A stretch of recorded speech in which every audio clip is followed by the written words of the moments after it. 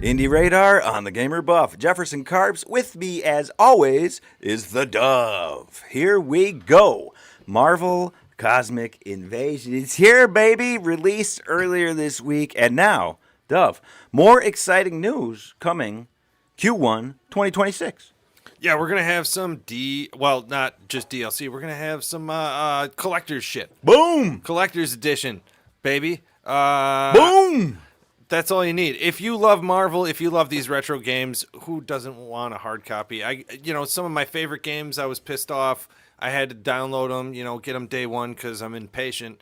And then you miss out on these like awesome collector's things because you don't want to pay another $50. But if you're patient enough, or you just love the shit out of Marvel Cosmic Invasion, which is easy to believe because it's a fucking fun game. That's so much fun. Then, I believe it, man. It's not too much to ask. And there's like a couple different options of, collectors' physical copies in that, right? Yeah, there's a couple extra shit, but, it's all about the shit you put on your walls, man. You just want people to see how beautiful the artwork is, which it is. It sure is. And so these are going to be available March 2026. That's cool. That's awesome news. Let's talk about the game, Marvel Cosmic Invasion. That's what we're here for. Yeah, I'm having a blast. You're having a blast. So much fun. So we talked earlier, we both jumped right into the campaign mode where you got to, battle through stages, beat bosses at the end, and you got to unlock characters. You only start with, what, like seven or eight maybe? Yeah, something around that, and that's what I kind of wanted. It's more fun to have to unlock stuff as you go. It gives you a reason to come back and play, but they also have this, like, weird little pathing, or rather, like, after you beat one level, you have a choice to either go one path or another. So it kind of like doubles up the different levels and different ways you can go. So it makes more replayability, Did you, so when you got to that, like, fork in the road and you chose like one level, did you go back after beating that level and just go the other way anyway to play every level? Yeah. Me too. Yeah, so like, I kind of don't understand. I get like the choice is cool, but what's the point? I'm going to go back and play every level anyway. Well, like I definitely think there's going to be people who are just like, I'm going to go through, like one full arc and then, go through the other way. But yeah. We're both the same ilk, and we're morons, so we just want to complete everything we can. All right, now this goes for you guys too. I'm going to ask the Dove, but we want to hear from you. What's your cosmic pairing? Who are you playing with? Ooh. What have you settled on, if anything? And keep in mind, we haven't unlocked everybody yet in campaign mode. I mean, like early on, I do love just the standard X-Men. I know you think Storm's weak, but like the combo of Storm and Wolverine is pretty tight, but I think Nova and Wolverine is probably my go-to, because Wolverine's just a solid close attack, and then you get Nova with that distance special, and he can fly. It's a good duo. Gotta have a flyer. Yeah. You need just a badass bruiser, I think. Just a a combat dude, ground level, and then you have to be able to switch to a flyer, I think, is the key to get through this, right? So I've tried them all. I've as my main dude, I've settled on Cosmic Ghost Rider, which I could see you going with Wolverine for that, of course. Oh, yeah. And then you got to have a flyer. You're going with Storm. Wasn't crazy about Storm. Storm's fun. Well, I wasn't crazy about her. I've settled into Nova as well. I think I got to give Beta Ray a better run for his money. I think like Wolverine and Beta Ray would be a great combo, but I'm too busy trying to like maximize each player and stuff like that. But it's just a load of fun. If you like the good old fashioned arcade beat 'em ups, like the X-Men arcade, or the Captain America Marvel one, this is what this is good. This is really good. It's so good. So much fun. Wasn't it? Have you, do you feel like you've yet mastered the Cosmic Swap? Or have you had to use, like, I've had to use it. We were talking earlier about that one boss battle. I've had to, like, figure out how to use this, when to use this to get through this final boss of this stage. Like, easily during the level. I feel like you don't even have to master it, you know. And that's not a knock on the game. They even said they wanted to have a little button mashing so you can have like all gamuts of gamers play, which is great. But these bosses, you're right. Like you have to master that swap or at least a parry on some of these later bosses. So, dude, I don't know, man. Yeah, the parry. That's a great point because the parry feature, like the block, Yes, is where it's going to stun your enemy and stuff. That's a little tricky at first to get. You almost always want to do it too early. Yeah, you really got to last second time that thing up and then go get them. That's a great thing that they added to the game as well. Yeah, you don't see that all day in beat 'em ups. I mean, like, yeah, more modern ones are throwing that in there, but like you throw that in with the cosmic swap, you can dodge a lot of shit. But yeah, like you said, it's crucial for some of these boss battles. If you're not swapping at the very right time, you're gonna be left short.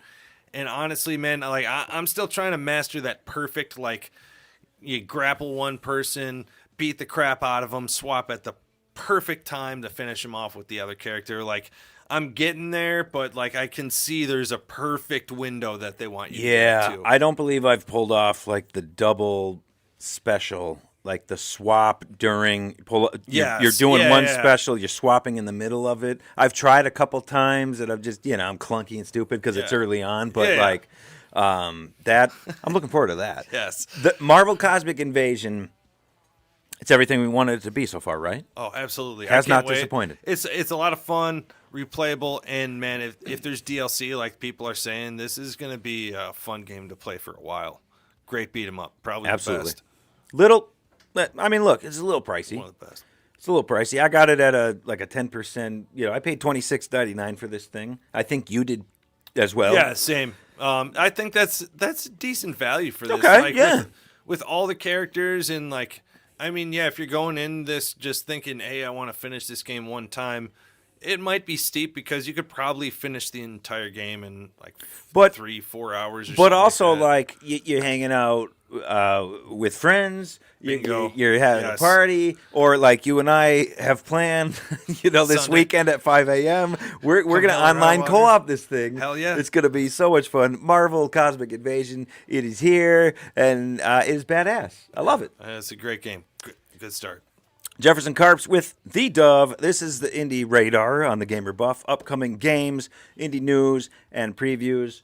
Thank you guys for being here. Comment, subscribe, ring the bell for crying out loud. We're talking indie games. Dove, I know you're excited about this.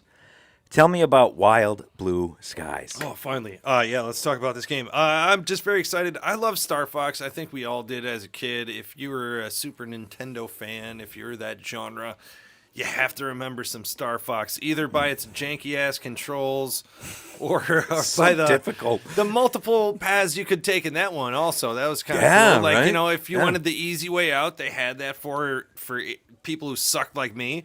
And, if you're good like Carps, you could go the hard route, which would take fucking hours and shit. But I love that game. Like, it was a lot of fun.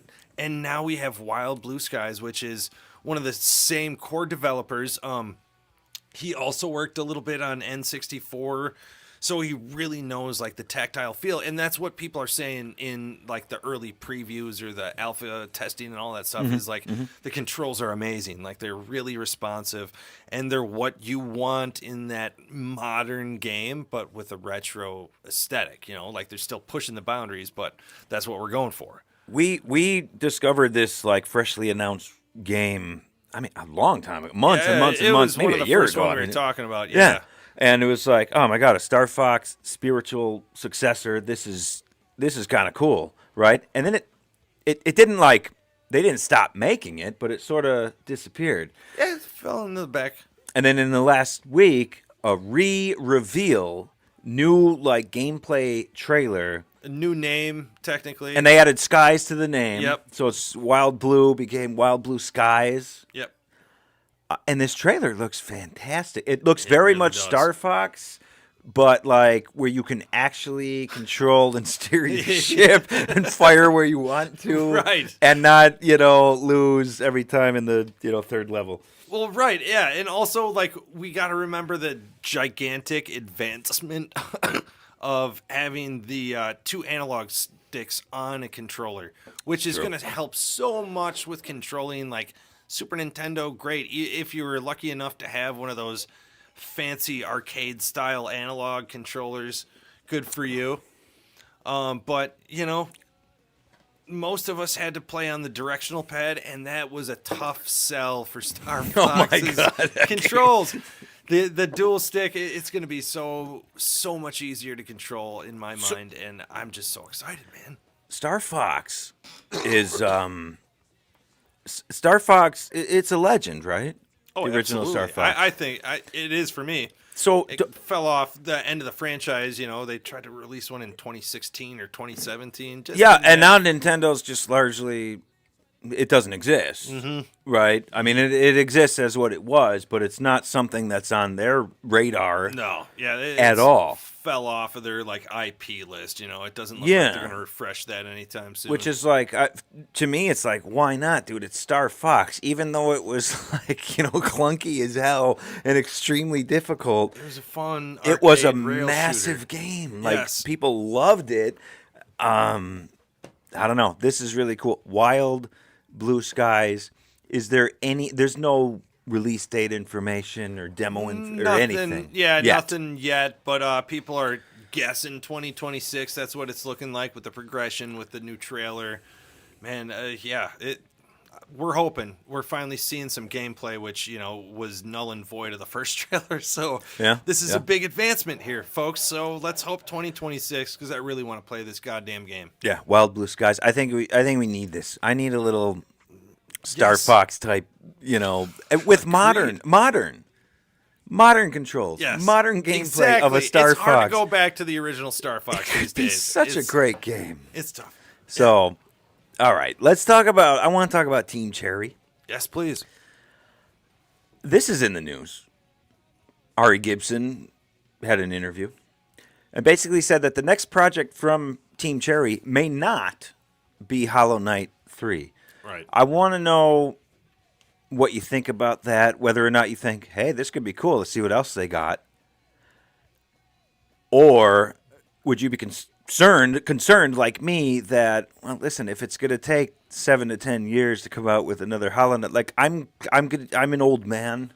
I'm going to be an old man. Yeah. And then I'm not going to live to see 55. Right. Right. And so I've played the last of my Hollow Knight. Well, I mean, I think what they're saying is hey, they only have so many games left. They don't want to just be a one-note developer.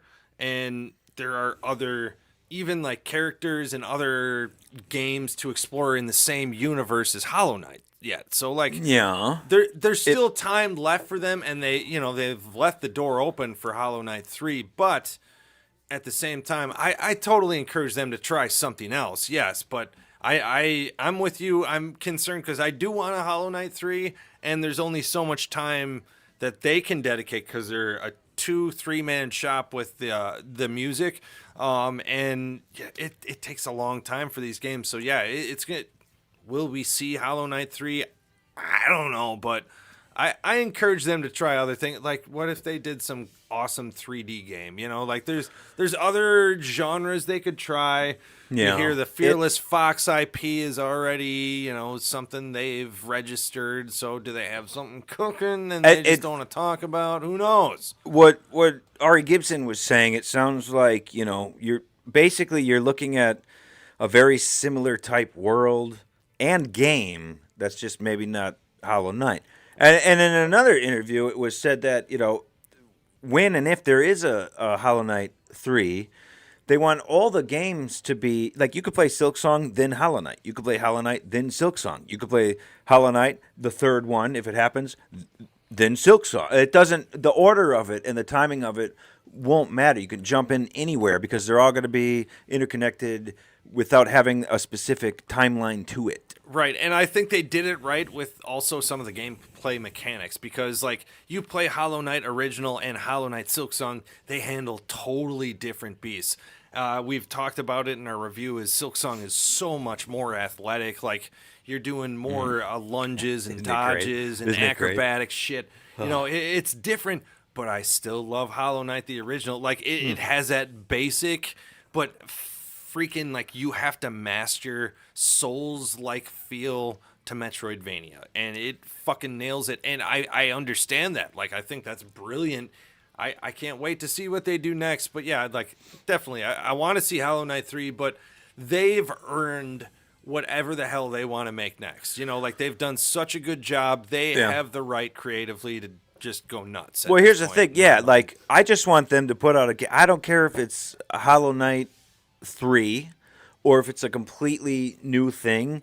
If it's Team Cherry's next game, that's what I want to play. Yeah. That's what I'm going to be really excited about. Because, like, honestly, the lore of Hollow Knight, I'm all about it. When it came to Silk Song, less lore for me, and more like, this game's badass, and I just want to play this fucking game. Like, it wasn't so much about, like, the story for me. So I don't need it to continue to a third chapter or a separate chapter of what, you know, the Hollow Knight franchise. Team Cherry has made 2 incredible games. Yes, they did. And I want them to keep doing that. And I would love if it didn't take 7 years, but I understand why it does and why it probably will again. And I'm cool with that, even if I'm dead. I'm old, man. I'm not healthy. Look at me. I'm drinking stuff out of a little Christmas bug. You know, this thing's empty. All right. Team Cherry, I love them so much. Yeah, that's what I'm saying. They've earned whatever they want to do. Good luck to them. I want to see Hollow Knight 3 ASAP, but hey, let's see what else they got. They could come out with something incredible. Totally agree. Give them a chance. Let's watch indie trailers with Doc Adams on the Gamer Buff channel. New episode this week featuring retro style games. Some of them are available now. Some of them are coming soon to Steam and elsewhere, including Fallen Fates. This game, I'm telling you, Dove, Fallen Fates. It's going to be great. Check out the playlist. I've been really excited about that one. Let's watch indie trailers at the Gamer Buff channel. Dove, you had a best thing we do on this channel, frankly. You guys are freaking hysterical. I got to say it. Like, you've turned this channel around with indie trailers, and frankly, I just want like 3 or 4 of those a week so I can just binge them because they're fucking hysterical. I'm sorry to interrupt. Thank you, Dove. Doc Adams is gifted in the art of comedy and obscure references, and I'm just trying to talk about these great games. And I think it's a really fun mix. Program. I like it, and he's very good at it. And so, yeah, I mean, let's watch indie trailers. Check out the playlists at our channel, the Gamer Buff channel. Dove, so you had a review Duil. Earlier in the week. Duil. Badass review. Thanks, buddy. You put it out. I want to hear a little bit more about this game. And I want to hear, I mean, there was a comment I could point to. Mm-hmm. And you referenced that in your review. I didn't think the comment was fair, but you referenced it in the review, for making the comment, making that point. Null and void. But tell me about Duil. Yeah, so I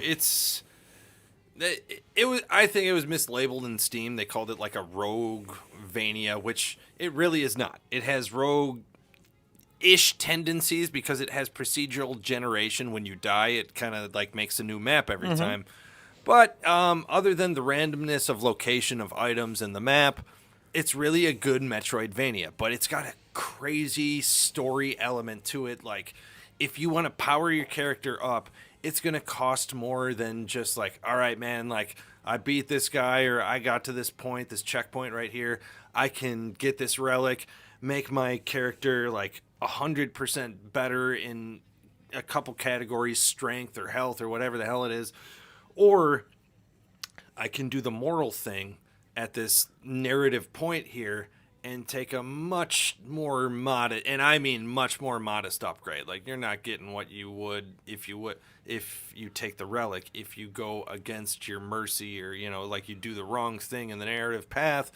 It's something different because so many games are just amazing. Like, you go this way, you're a bad guy, but you get a very equivalent power to, if you would, go the other way. Like, it doesn't really mess with the gameplay level like this does, and that's why I really found it interesting, and that's why I was drawn to it. And that's why choices matter. And that's not even the comment I'm talking Yeah, about. I'm talking about what's the comparison of this game. Yes, it's clearly looking like Dead Cells. You know, like you can see the inspiration with the color palette, with the graphics, with that retro style, animation even. But like honestly, it diverges quickly after the first couple levels. You see, like, oh, I see what you're saying. Like, it's more narrative focused, or rather choice focused. It's very randomized, and it doesn't have that rogue-lite formula of going back to your hub and starting all the way over. It's got a different almost... At first, it's not punishing, but it gets way more punishing at the end. You know, you get stuck at a level, you're just going to start losing all your gear and make it harder and harder to get go forward. So Yeah. it's a different take, and I think it's something people should check out. So a nod to Dead Cells, absolutely. not a Dead Cells ripoff. Thank you. That's a And you good way to covered put it. that in the review. Thank you guys for watching. If you haven't seen it, check out the Duil review. Check out Duil, the game. They were nice enough to hook you up with an early copy of that. So I like it. It looks great, man. It looks like something that, we enjoy in a lot of the games that we cover. It looks really cool. It was a good review. Thanks, All right. What's the word? Bird? What else are you up to this week? You just playing Marvel Cosmic Invasion. All right, yeah. I'll 5 a.m. Sunday, baby. We'll see you there. All right, good. That was a quick That segment. was a quick recap, yes. All right, this is the Indie Radar on the Gamer Buff channel. Like, comment, subscribe, ring the bell for crying out loud. Indie game reviews, news, hidden gems, previews. Let's watch indie trailers with Doc Adams. It's all on the Gamer Buff channel. I'm Carps. He is the Gamer Buff. He is the Dove. Thank you guys for hanging out with us at the Gamer Buff channel. We appreciate them, don't we? Absolutely. You're the reason we're here. Let's talk more games. Tell us what you guys are playing in the comments, frankly. Or Tell what them you wanna love them. play. Tell them you love them. Say it. I love you. I love you too. We'll meet you guys at the mall. No. Hey, fellas. Yeah. Game on! Game on! I don't like Storm.